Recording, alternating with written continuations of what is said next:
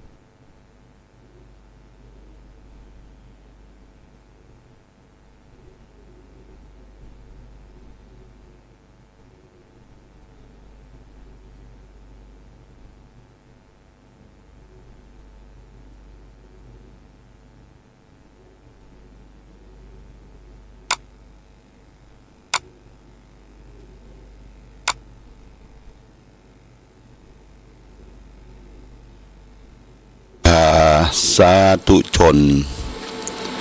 ญาติโยมท่านพุทธบริษัททั้งหลายวันนี้รายการธรรมประทีปส่องต่างก็ได้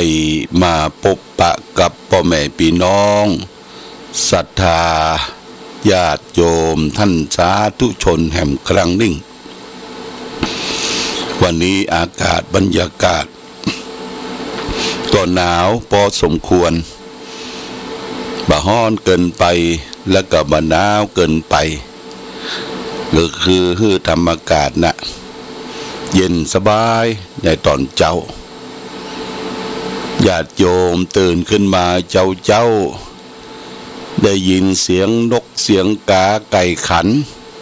มันเป็นธรรมชาติของคนเฮาได้อยู่กับธรรมะอยู่กับธรรมชาติอย่างที่สำนักปฏิบัติธรรมวัดพระบาทอุดมนาบ่อสาวาญาติโยมนกเขาเนอะตื่นตั้งแต่เจ้ามันมาเกาะไก่กับ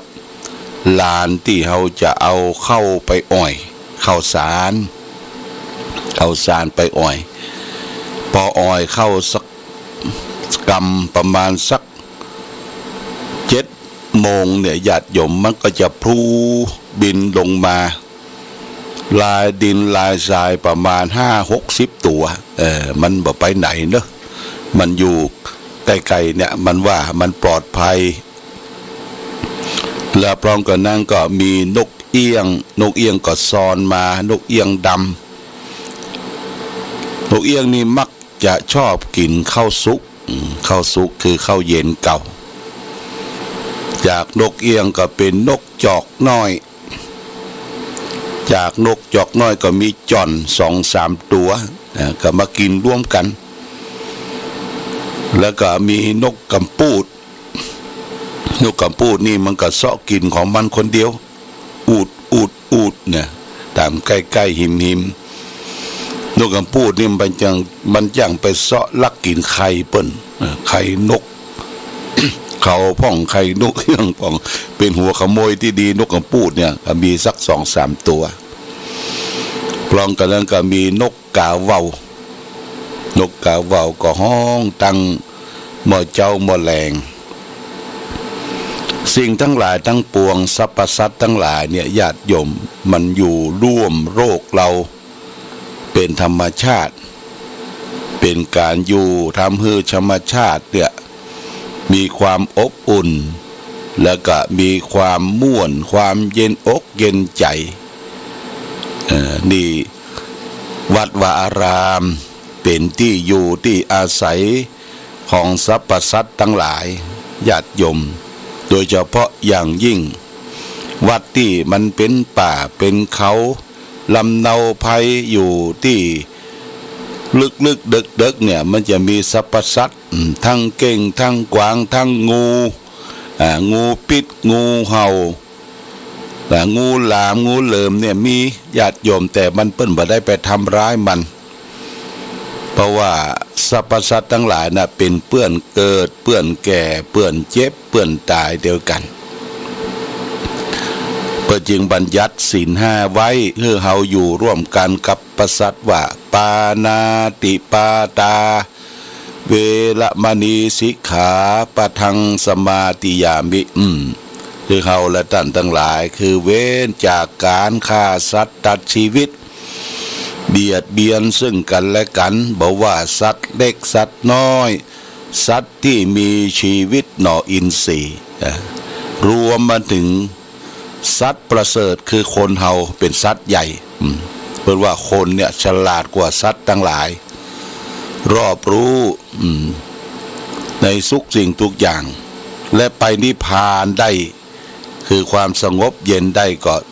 มนุษย์คนเฮาเนี่ยแต่สัตว์เดรัจฉานทั้งหลายมันแค่ไปถึงสวรรค์ไปถึงสวรรค์ไปถึงที่สุขสงบเย็นได้เช่นเดียวกันแต่มาถึงนิพพานญาติโยมนะและก็อยู่ร่วมกันเพิ่นก็บัญญัติศีลข้อ2แห่งญาติโยมศีลข้อ2เนี่ยบ่คือลักเล็กขโมยน้อยยิบโชยของกันและกันอยู่กันอย่างไว้เนื้อเชื่อใจญาติโยมนะไว้เนื้อเชื่อใจนี่ก็คือของไผของมันมีกรรมสิทธิ์นะบ่ฮือโลภบ่ฮืออำบ่ฮือเบือดบ่ฮือบังจะฮือสังคมเฮาอยู่โดยความเป็นปกติสุขอันนี้ศีลข้อที่3บัญญัติไว้อทินนาทานาเวระมณีสิกขาปะทังสมาติยามิพึงเว้นถือเอาสิ่งของที่เจ้าของบ่ได้ให้โดยอาการขโมยยิบโฉยของบุคคลอื่นสังคมบ้านสังคมเมืองสังคมทั่วไปเดือดร้อนถึงประเทศชาติบ้านเมืองก็เพราะว่าโลภอำเบียดบังคดโกงซึ่งกันและกันเนี่ยวิ่งราวช้อฉนเอาของอื่นมาเป็นของตนเนี่ยพระพุทธเจ้าก็ว่าสังคมสุขสังคมโลกจะอยู่ได้ความเป็นปกติสุขก็จะไปเบียดเบียนลักเล็กขโมยน้อยโลภอำของคนอื่นนี่ศีลข้อที่2ข้อที่3เปิ้นบัญญัติศีลไว้ข้อที่3นั่นก็คือกาเมสุมิจฉาจาราเวระมณีสิกขาปะทังสมาติยามิพึงเว้นจากการที่บละเมิดของรักของชอบใจของคนอื่นเขาเป็นผู้อยู่เป็นครอบเป็นครัวบ่ฮื้อนอกอกนอกใจที่รักสามีเมียแปลงของตนเองเนี่ยอันนี้ก็เป็นบ่อเกิดแห่งความเดือดร้อนญาติโยมนี่เฮาได้ฟังข่าวได้ดูโทรทัศน์ได้อ่านหนังสือพิมพ์ฟังข่าววิทยุฆ่าฟันบั่นแทงกันบุกหูตีตากันละหวาดละแวงซึ่งกันและกันเนี่ยญาติโยมเนี่ยมนุษย์คนเฮานี่เกิดมามันยากมันลำบากกว่าจะเป็นคนเป็นมนุษย์เนี่ยญาติโยมเฮาก็เอาจิตใจไปเป็นสัตว์เถียนะจิตใจไปเป็นสัตว์เดรัจฉานทะเลาะวิวาทข่มเหงกันเด้งร้ายกันอย่างเฮาทราบข่าวว่ามีตำรวจตชด.ไปทำงานภาคใต้ที่จังหวัดนครปฐมปิกมาเนี่ยญาติโยมเอาปืนมายิงเมียของตนเองแฟนของตนเองซึ่งเป็นครูนะอายุยังหนุ่มยังน้อยหวาดระแวงหาว่ามีจู้มีคบชายอื่นเนี่ยหวาดระแวงเอาปืนมายิงแล้วก็มายิงตัวเก่าตายมันเสียทุกสิ่งทุกอย่างหมดสภาพของความเป็นมนุษย์เป็นคนที่เป็นบุคคลที่ฉลาด บันนึกถึงพ่อแม่ของตนเองที่ได้ชุบได้เลี้ยงได้ส่งได้ห้ำได้เฮียนได้ศึกษาเรียกว่ากำกึดกีดก้อมญาติโยมเนี่ยคือขาดหลักธรรมขาดหลักธรรมขาดที่ปรึกษาหลักธรรมะตัดปัญหาแบบสั้นๆบักคิดยาวบักกึดยาวบ่มีขันติความอดทนทำอะไรอย่างไปก็ทำด้วยตัดสินใจด้วยตนเองเนี่ยญาติโยมนะเฮาเป็นเจ้าพุทธนับถือพระพุทธศาสนาสิ่งใดที่จะเกิดขึ้นนั้นมันมีเหตุมีปัจจัยมีปมมีดันมีเงื่อนมีงำพระพุทธเจ้าสอนให้เฮาแก้ไขที่ต้นเหตุไม่ใช่แก้ไขที่ปลายเหตุนะต้นเหตุก็คือสมุทัยเป็นเหตุคือทุกข์เกิดทุกข์คือตัวปัญหานี่ญาติโยมคือแก้ไขที่ต้นเหตุว่ามันเกิดมาจากอะไรหยังถ้าอู้จาบ่เข้ากันก็ตกลงปรงใจอย่าไปทะเลาะบอกแว้งอย่าไปมีอาหารการมะมังการทิฏฐิเข้าตนเองว่าเอาตนเองว่าไอ้ยังก็เอาตนเองว่านี่ญาติโยมนี่สำคัญคือบ่ได้มองโลกในแง่ดีถ้ามองโลกในแง่ดีเราก็จะมีความสุขอยู่โลกนี้ได้อย่างสบายอันนี้ครอบครัวเนี่ยมันเป็นทุกข์เป็นร้อนมีปัญหาถึงวันนี้เพราะเฮากิเลสมีโลภมีโกรธมีหลงนักล่ำไปบ่เข้าวัดเข้าวาบ่นำพาชีวิตคือได้ไปประพฤติปฏิบัติบ่ได้เอาคนอื่นมองที่มันทุกข์มันยากกว่าลำบากกว่าเฮานี่แหมนักญาติโยมนะแหมนักเพราะฉะนั้นก็เฮาก็ต้องอยู่ด้วยเมตตาธรรมอยู่ด้วยความรักอยู่ด้วยความผูกพันนี่เป็นสิ่งสำคัญนี่สิ่งข้อที่3ละเมิดของรักของชอบใจคิดผิดอกผิดใจคิดออกไปจากผัวรักเมียแปลงของตนเองเนี่ยมันผิดศีลข้อ3ข้อที่4ศีลธรรมที่เฮาศีล5เนี่ยก็คือรักษาซบปากบ่เป็นคนพูดเท็จบ่เป็นคนพูดส่อเสียดบ่เป็นคนพูดคำหยาบบ่เป็นคนที่พูดเพ้อเจ้อเลวไหลไร้สาระพระพุทธเจ้าบัญญัติศีลข้อที่4เนี่ยเพื่อให้สร้างความมั่นคงสัจจะมีความสัตย์ซื่อต่อกันคนเฮาถ้าบ่สัตย์ซื่อต่อกันมีจิตใจบิดผิวหวังทั้งหลายรับการบังใบตั้งหน้าก็ว่าอย่างตั้งหลังก็ว่าอย่างนี่บ่ได้ความญาติโยมนะอันนี้ก็คือจะต้องรักษาซบปากของตนเองอย่าไปพูดที่มันเป็นความจริงหาสาระประโยชน์บ่ได้พระองค์จึงบัญญัติศีลข้อที่4ไว้ว่ามุสาวาทาเวรมณีสิกขาปะทังสมาธิยามิพึงเว้นจากการพูดเท็จพูดที่บ่เป็นความจริงญาติโยมถ้าเราได้ไปปะไปสลนกับคนอู้ที่บ่เป็นความจริงให้อยู่ห่างๆเพราะคนนั้นบ่ดีละส่อเสียดบ่ดีส่อเสียดคนอื่นเป็นคนที่บ่ดีโบราณเปิ้นก็บอกว่าเว้นหมาฮือปอศอกเว้นวอกคือปอวาเว้นคนพาลานี่ฮือไก่อย่าไปคลุกคลีญาติโยมอย่าไปอู้สนทนาเอาสนุกสนานบางคนมันอู้ไปสนุกสนานบ่นึกถึงสภาพที่เกิดความเสียหายแก่บุคคลอื่นแก่ครอบครัวแก่สังคมแก่วัดวาอารามอู้ไปด้วยความสนุกสนานเนี่ยเป็นการพูดเท็จบางทีปั้นน้ำเป็นตัวสิ่งที่มีบ่ฮู้บ่มีก็บ่ฮู้ในญาติโยมนอปอกรรมไปโดยเปิ้นนี่ก็เฮาเป็นคนฉลาดเป็นคนฮู้เอาหลักธรรมไปประพฤติปฏิบัติเนี่ยพระพุทธเจ้าคือเว้นจากการพูดเท็จมุสาวาทาเวรมณีสิกขาปะทังสมาธิยามินี่เป็นข้อที่4 พื่อให้สงบสุขสังคมในโลกอยู่ได้ปัจจุบัน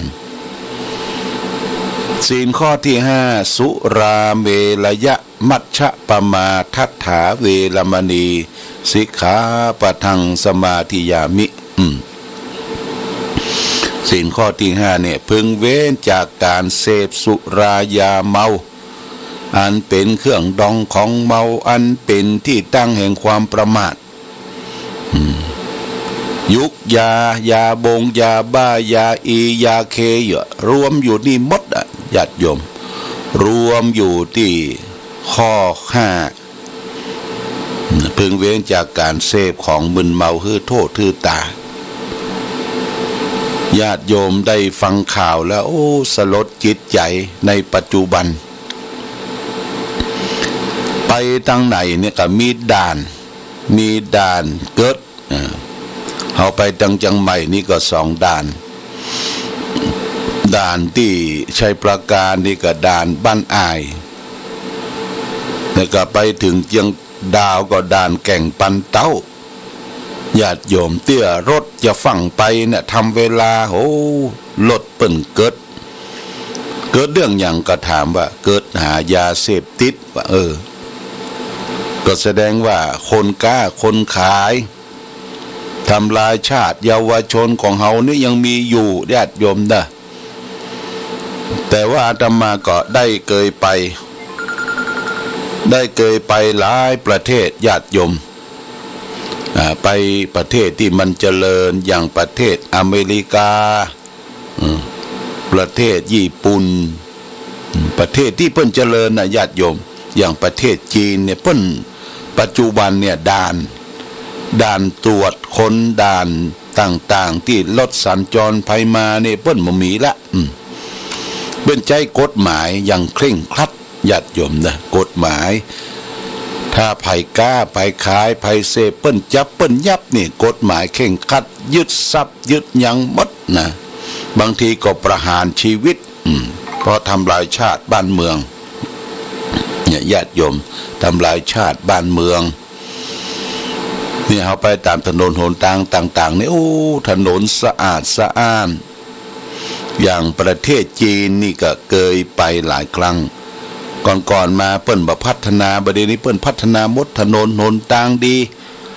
แต่ว่าจะเข้าเมืองเปิ้นญาติโยมบ่มีด่านเปิ้นใจระบบการถ่ายภาพ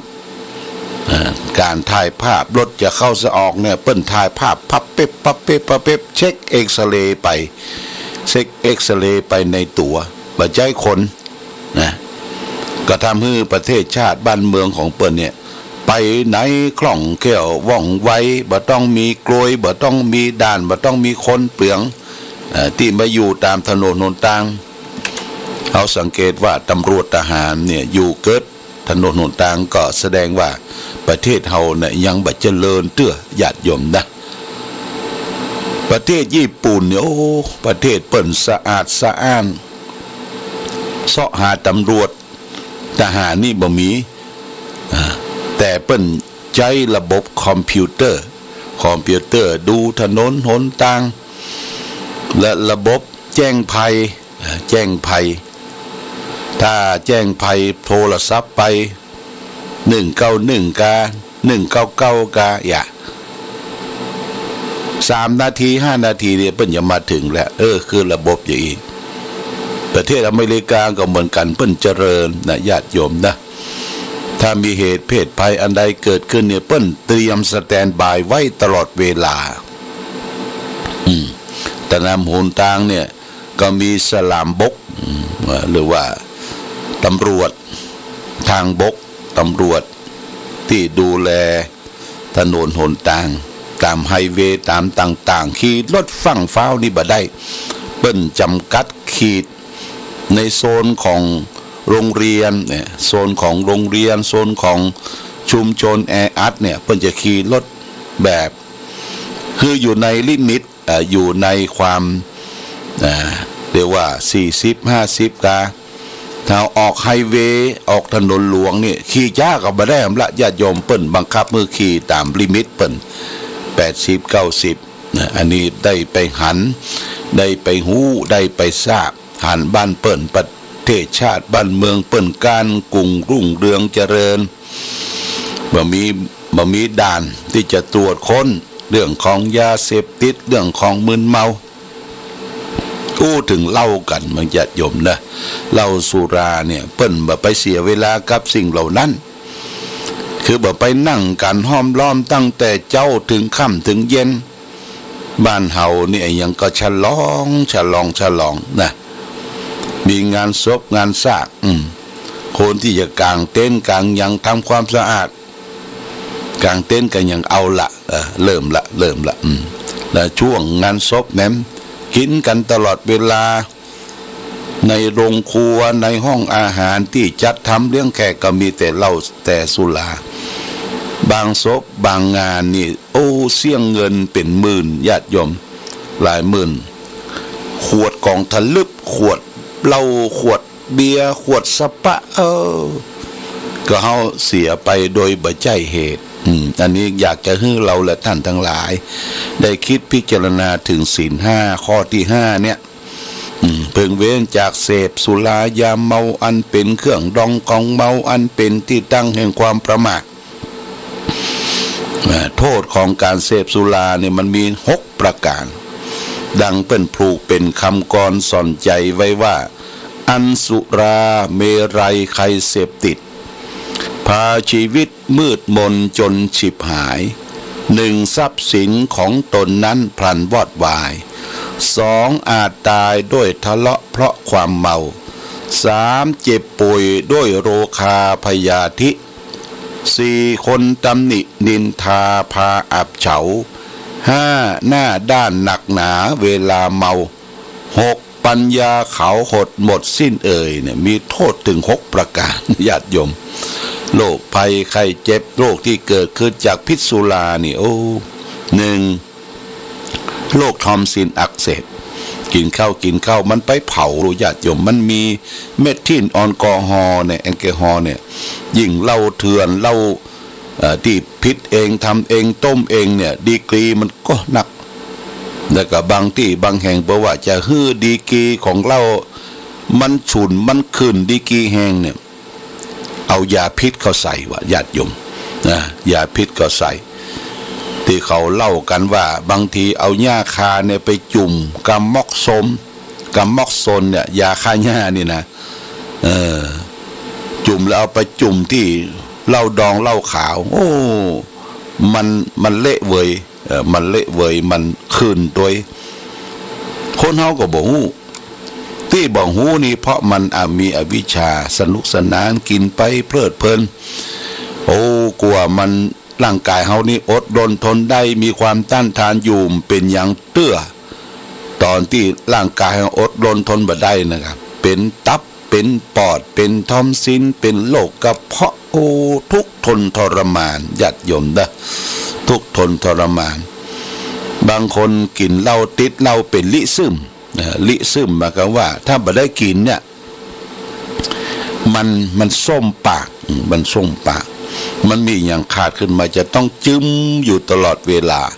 เรียกว่ามตลวเมาตลอดวันซ้อมตัวเองตัวเก่าบางทีซ้อมตัวเก่ายุบเป็นตี้บางทีสมาเตมาเลียปากก็ยังหมูเตื้อยุบเป็นตี้สภาพของความเป็นมนุษย์เป็นคนหมดไปญาติโยมนะเปตีนาสังเพศเวทนาต่อคนที่ติดสุรายาเมาแต่นั่นแหละญาติโยมคนเฮาท่านหลงอย่างหลงกับสิ่งเหล่านั้นไผห้ามตึงบ่ฟังบางทีก็อวดตนอวดตัวนะอยากจะโชว์ตัวเองว่าเป็นผู้ที่มีความสามารถที่จะดื่มจะกินอวดโชว์คนอื่นเนี่ยอย่างคนที่ไปกระทำชำเราไปเต็กไปเมกเปิ้นเยาวชนเนี่ยสุดท้ายสรุปแล้วก็เรื่องเหล้าเรื่องยาเนี่ยหาว่าเมาบ่ฮู้กลัวจะฮู้ตัวก็อยู่ในคอกปะกลัวจะฮู้คิงน้ำปิงป่อแห้งญาติโยมนะ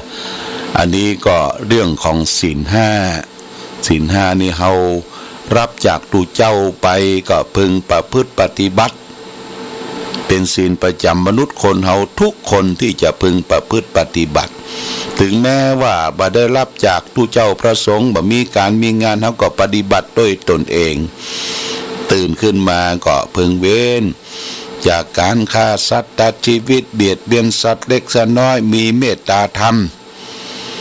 ข้อ2ก็พึงเว้นจากการคิดโลภอำของคนอื่นข้อ3คิดเว้นจากการบ่านอกอกนอกใจที่รักสามีเมียแปลงของตนเองข้อ4พึงเว้นจากการพูดเท็จพูดที่บ่เป็นสัพพะวาจาผู้กำจริงออกมานี่คนเฮาความจริงเป็นสิ่งที่ไม่ตายถ้าอูปดหมดเทละเสียเครดิตคนบ่ใครเชื่อถือละข้อที่5ก็พึงเว้นจากเสพสิ่งเสพติดให้โทษสุรายาเมายายาบ้ากัญชาทุกสิ่งทุกอย่างที่มันเป็นพิษเป็นภัยต่อร่างกายสร้างความเดือดร้อนกว่าตนเองและคนอื่นเนี่ยพึงเว้นนะถ้าเรามีศีล5บริสุทธิ์พุทธผ่องเนี่ยเราก็จะมีความสุขความเจริญในชีวิตความเป็นอยู่ของเราและครอบครัวเอาละญาติโยมท่านสาธุชนทั้งหลายนี่ฝากเป็นหลักคิด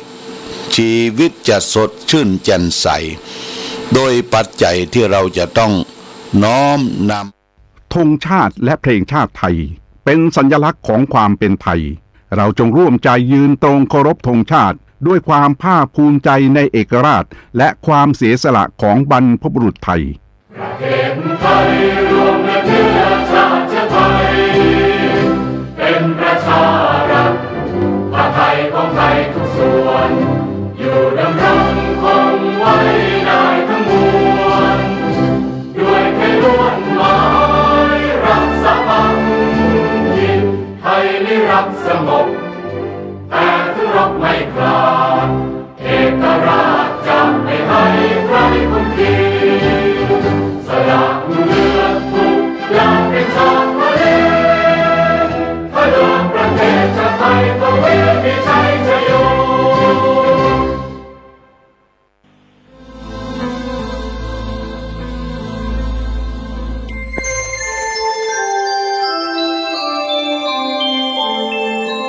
ขณะนี้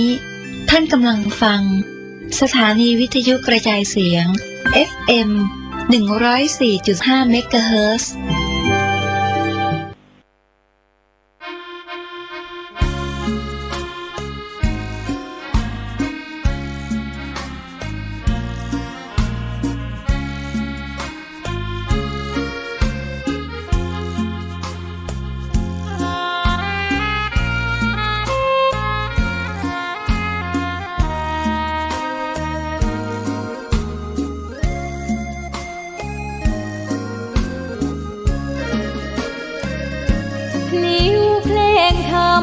ถูกถ้อยคำเข้าถึงจิตใจ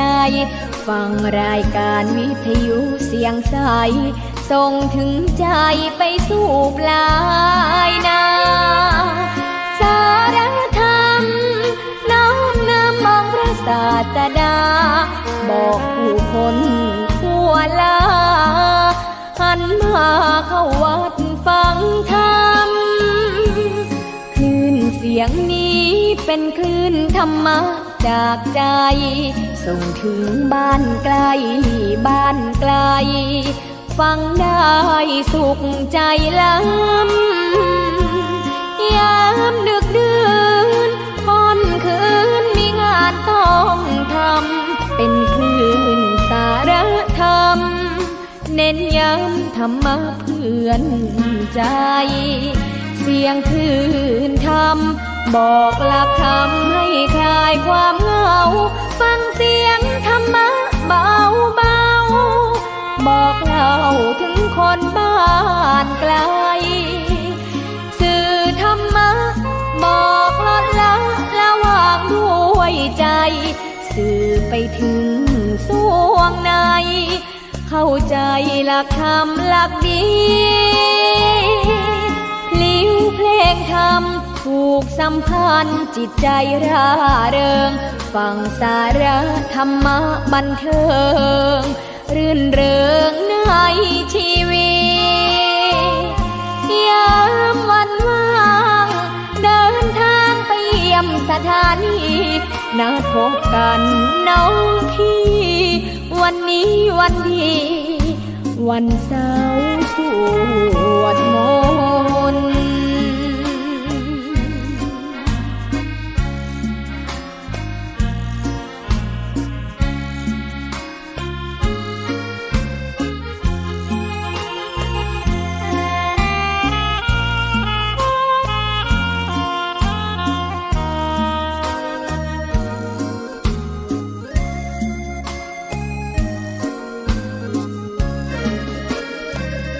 เสียงคลื่นธรรมบอกหลักธรรมให้คลายความเหงาฟังเสียงธรรมะเบาเบาบอกเล่าถึงคนบ้านไกลสื่อธรรมะบอกลดละวางด้วยใจสื่อไปถึงสวงในเข้าใจหลักธรรมหลักดีเพลงธรรมผูกสัมพันธ์จิตใจร่าเริงฟังสาระธรรมะบันเทิงรื่นเริงในชีวิตยามวันว่างเดินทางไปเยี่ยมสถานีนัดพบกันน้องพี่วันนี้วันดีวันเสาร์สวดมนต์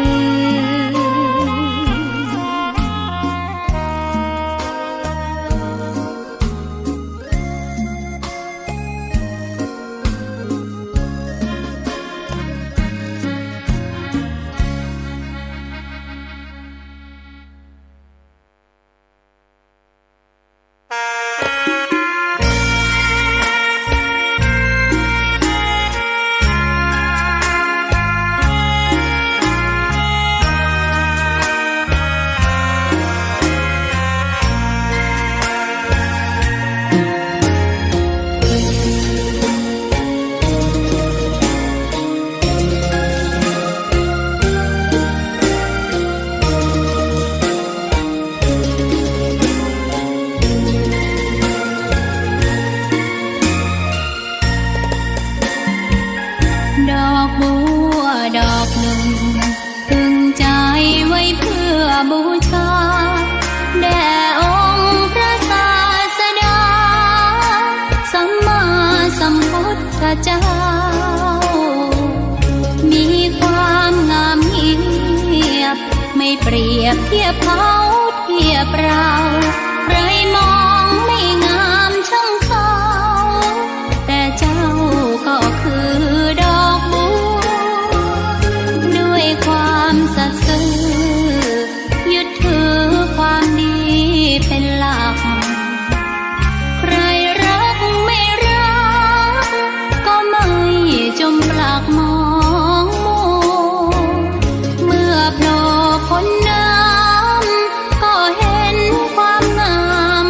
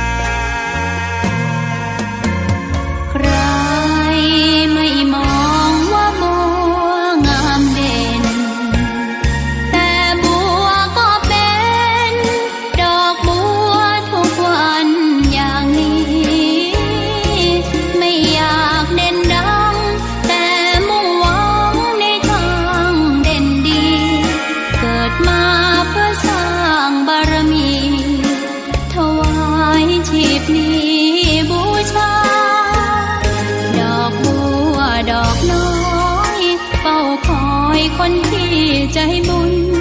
มาโอบเอื้อเกื้อกูลรู้ค่าของบุญเก็บบัวขึ้นมาเพื่อสร้างความดีและสร้างบารมีดังว่าใช้ดอกบัวนี้บูชาพระสัมมาสัมพุทธพระองค์